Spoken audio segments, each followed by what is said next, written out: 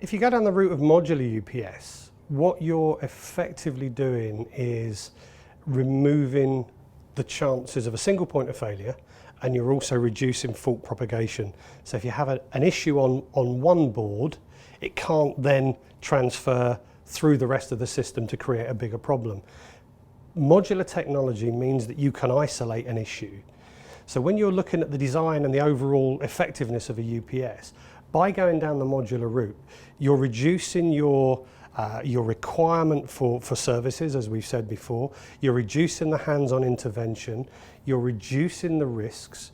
You're making the system overall much more efficient. Efficiency is something that people talk about a lot, and very often efficiency is measured in a certain way to suit a certain claim. When you look at modular UPS, the Modulus XL is a prime example. We actually take a system view of the efficiency. And when we say we're 97% efficient, it's because we're looking at the overall efficiency of the system, we're looking at the electrical path, we're looking at everything involved, and we come up with a true figure. What we're also doing, as I said, is we're reducing risk. Nobody wants to have, in this day and age, technicians inside a UPS. Anything you can do to reduce that intervention time is a plus. It has to be a bonus for the customer, for the end user, because it's reducing risk. And risk is something they don't want to take.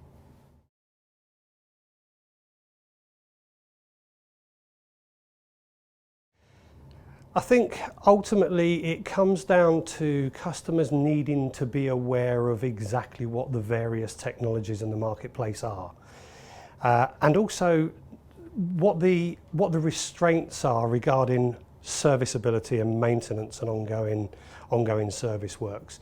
The more that you can educate the customer to understand that monolithic systems are labour intensive, they're cost intense. From a CapEx perspective, they may be slightly better than a modular system, but from an OpEx perspective, they're certainly not. So really, it's about educating customers, understand the technology, understand the limitations of the technologies that are within the marketplace, but also understand the benefits, where those benefits really make a difference. And I think in a lot of respects, that's the job that we have to do. We have to educate the customer that there are advantages to new modular technology, moving away from the old style monolithic product. There's still a place for monolithic product, but modular is becoming the de facto way forward, and it will increase as things progress. Not in every area. When we're talking about hyperscale, very probably that will still remain a monolithic product for years to come. But in a lot of the smaller applications, monolithic doesn't give you the best solution, modular does.